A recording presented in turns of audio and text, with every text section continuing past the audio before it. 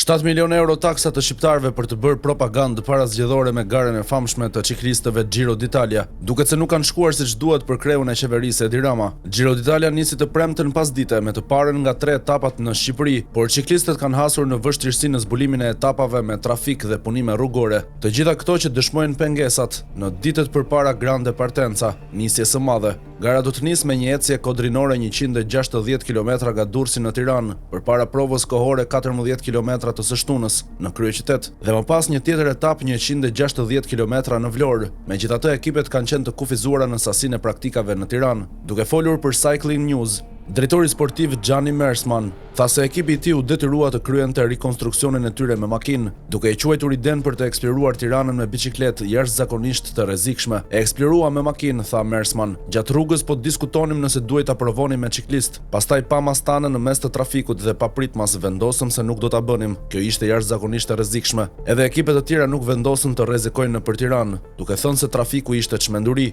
Wout van Aert, i skuadrës Visma, tha se kjo eksperiencë ishte hektike. Van Aert përdori fjalën e paparashikueshme për të përshkruar gjendjen e rrugëve, ndërsa punëtorët e rrugëve ishin në detyrë deri të mërkurën dhe të enjtën, duke shtruar asfalt të freskët në rrugë. Nuk është dramatike kudo, por është e paparashikueshme se ku do të shfaqen gropat. Nuk është menduar si kritik, por është thjesht ndryshe nga ajo nga të cilën jemi të mësuar, tha Van Aert. Një raport nga faqja daneze e internetit Feltet tregoi se riparimet dhe shtrimi i asfaltit të freskët ishin ende duke vazhduar në ditët e para se të niste gara. Ne udhëtuam rreth fazës së parë të mërkurën dhe gjëja pozitive është se ata kanë filluar riparimin e rrugëve për nesër. Erdhi një rrëfim okular nga Bjarke Voder Nielsen, një ciklist danez që jeton në Shqipëri. Nuk kam parë kurrë kaq shumë punëtor asfalti në një rrugë shqiptare, tha ai. Ju rikujtojmë se në ditën kur qeveria ka njoftuar se ka shkurtuar 34 milion euro nga fondet për ilaçet në shëndetësi dhe në arsim, kryeministri Edi Rama bëri të ditur në nënshkrimin e një marrëveshjeje me Italinë për të paguar 7 milion euro me qëllim që turi ciklist Giro d'Italia të kalojë në Surrel.